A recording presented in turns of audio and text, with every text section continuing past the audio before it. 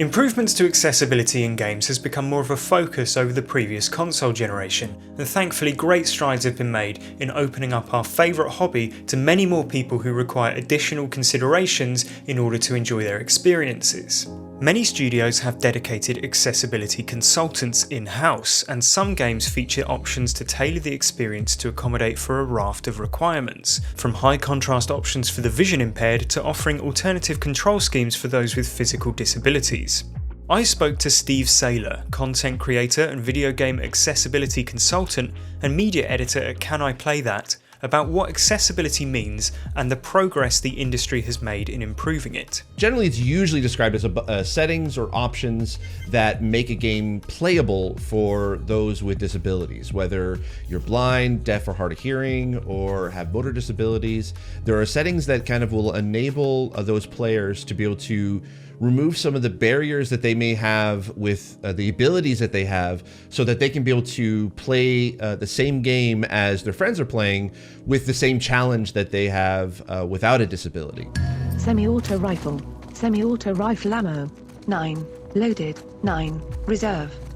We really didn't see anything for accessibility in any game. The very first Assassin's Creed game didn't even have subtitles. Whereas now when you look at the latest version, Valhalla, it has far more accessibility options than the first game did. And so it took a long time to be able to get to this point, but it really kind of ramped up within the past few years, where advocates like myself and consultants like myself have been able to talk to developers and encourage them to add these options and talk to disabled players, because they want to be able to play those games. And not only is that sort of like a good thing to do, but it also can translate into sales as well. Now, when we're going into next gen, we're seeing a lot more awareness of accessibility, and whether that's in part because The Last of Us Part 2 this year, or just the momentum in general, our conversations are becoming more prominent, and a majority of people know about accessibility, and a lot of those people are developers, and they want to be able to try to make their games available and for everyone. In recent years, game developers and designers have been more proactive about improving accessibility, and reaching out to advocates like Steve, who worked on The Last of Us Part 2, has been key to that. However, fundamentally each console has its own accessibility challenges that many don't think about, and require more involvement from platform holders and the industry at large to address. In a Twitter thread earlier this year, Steve called the $100 difference in price between the disc and digital editions of the PS5 a disability tax, citing the PlayStation Store's inflexible refund policy as an issue for many gamers with accessibility requirements. Obviously, there are two different versions of PlayStation 5. You have the digital and the disc version. Generally, a lot of disabled players usually prefer to purchase the physical copy of a game, mainly because a lot of the refund policies if you purchase the game digitally are not at a place yet where they can be able to at least get their money back. Because oftentimes, whenever we have to be able to put down like $60 plus, that's a lot of money for some people to be able to spend on a game. And if a disabled player pays that amount for a game, they take it home and they play it, and they realize an hour in, I can't play this. That's a lot of money to be able to kind of sort of, in a way, be wasted. And if you buy it digitally, oftentimes the refund policy is, well, you already downloaded it, so we can't give you a refund. Whereas if we buy it physically, at least we could be able to take it back to the store, and even though we can't get a full refund, we more than likely can be able to trade it in to be able to at least get some of our money back. And when it comes to sort of the disability tax I had mentioned with the PS5, it basically costs, in some cases, $100 more to be able to have access to that. Also, as well, the ability to be able to use Game Pass as a selling point for the new consoles is a huge accessibility advantage, because like I mentioned in regards to sort of the disability tax, what's great about Game Pass is that you can be able to get games day one of release from Xbox first-party studios. And when you have be able to get those games by paying a certain amount per month, you can be able to download those games day one, and you can play it, try it out. If it doesn't work for you and you're not able to play it, you can easily delete it, download a new one, and you're not wasting a huge amount of money for it. As consoles move towards an all-digital future, and with accessibility features rarely included in a game's marketing prior to launch, subscription services such as Xbox Game Pass become all the more important in ensuring that gamers with individual requirements don't end up unfairly out of pocket. PlayStation does offer PlayStation Now, but its library is, by comparison, skewed much more towards older games, and unlike Game Pass, does not generally include new, first-party titles upon release. There's also the PlayStation Plus collection, but once again this consists of last-gen games. Until accessibility features are common as part of a game's marketing, or Sony changes their refund policy to account for accessibility, it may continue to be gamers with those requirements who foot the bill. There are also considerations to be made when it comes to the hardware itself. It's a mundane point, but a larger, heavier console, or one that requires you to attach a stand with a small screw, means that many people with physical disabilities may find themselves unable to unbox and set up their new console without the assistance of someone else, which, given the world is currently in the midst of a pandemic, is far from ideal. A headline feature for the PS5 is the brand new DualSense controller, which features haptic feedback and adaptive triggers, but these settings can be disabled on a system level as well as individually in titles such as Miles Morales, which offers accessibility vibration. Frustratingly, these additions mean that the DualShock 4 and other PS4 compatible controllers are not supported for PS5 games, which will be a concern to those who have a personalised setup adapted to old hardware.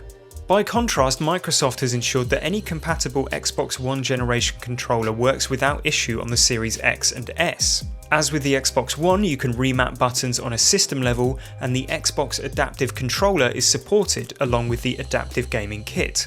Though Microsoft deserves plaudits for being the only major company with an official adaptive controller, and the only one selling additional third-party solutions on its site, it should be noted that the controller and kit could set you back over $200, not including the external joysticks that are required. For the Xbox Series X and S, what Microsoft did was they actually kind of took a lot of what they had already developed internally and refined it for next generation. So if you are coming from an Xbox One and you're using the accessibility settings in the ease of access menu in the Xbox, it's the exact same ease of access menu on the Series X and S. And so you're going to get the same experience. That's on the Xbox side. On the PlayStation side, actually, what they did was kind of interesting. Pretty much the same settings that is on PlayStation 4 is on the PlayStation 5. They have also kind of enhanced a lot for blind players. Before, there was a text-to-speech option in the PlayStation 4 that unfortunately was only available in English only. But now with the PlayStation 5, they've enabled Screen Reader to be available in multiple languages across the world. So you can be able to turn on the console for day one when you get it, and it will guide you through the setup process, and you can be able to keep that on throughout the rest of your setup. Fast 2. Fast 3. And it's an amazing way to be able to kind of navigate the system, and it works flawlessly across the entire operating system of the PlayStation. Voice type. Voice volume. And then when it comes to sort of like the DualSense controller that I have here, with the haptic feedback, it basically adds a lot more immersion for blind players as well, where the precise and subtle details of the vibrations in the controller actually help blind players to be able to feel the environment that they're in and know when they're walking or when they're being attacked, when things are kind of moving from side to side. And that, along with sort of like the 3D audio that's built into it, is a really amazing feature. And actually, PlayStation has a neat little feature in it called game presets, where any game you play will automatically turn on whatever difficulty setting you want to be able to set, whether to turn on subtitles or to invert controls, and enable settings that you normally would have to turn on whenever you start up a game for the first time. I'm really excited to be able to see what else they can that Sony and Microsoft can be able to do moving forward, now that accessibility in a way is kind of built in from the ground up. It's clear the industry has come a long way in the past 10 years in recognising the challenges that some people face just to be able to play games at all. But hopefully this is the beginning of a progression towards a future where all games are open to everybody, no matter their individual requirements. As far as for Xbox, what I love to be able to see from them, and they actually are doing that, is internally in their studios, they are pushing for accessibility pretty much on every single project that every studio is working on in their Xbox game studio. And they have an internal accessibility team called Gaming for Everyone. I really love to be able to see where that goes, and I'm loving what Xbox's their initiatives have kind of done. What I would like to be able to see over the next 5 to 10 years for accessibility in games is I'm a content creator, so reviewing games is kind of what I get to do. I would love it for the industry to get to a point where 5 years down the road, I can be sort of nitpicking certain accessibility options instead of just saying, why doesn't this game have some? That's what I would love to be able to get to that point, where every game has a standard of accessibility and we can be able to open this genre or this art form up to more people.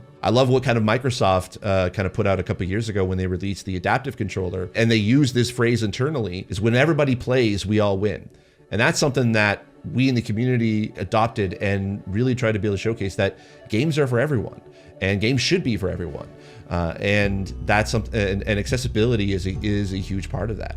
Last year, we spoke to Rod Ferguson of the Coalition, who went into detail about Microsoft's push for accessibility features among its first-party titles. You can check out that episode of Audio Logs in the link below. For more information on accessibility within gaming, I'd recommend checking out Can I Play That, which offers in-depth accessibility-focused reviews of gaming hardware and software, and there are a number of charitable organisations like Special Effect and the Able Gamers charity dedicated to enabling people with disabilities to enjoy games. For more on the past, present and future of gaming, keep it locked to GameSpot.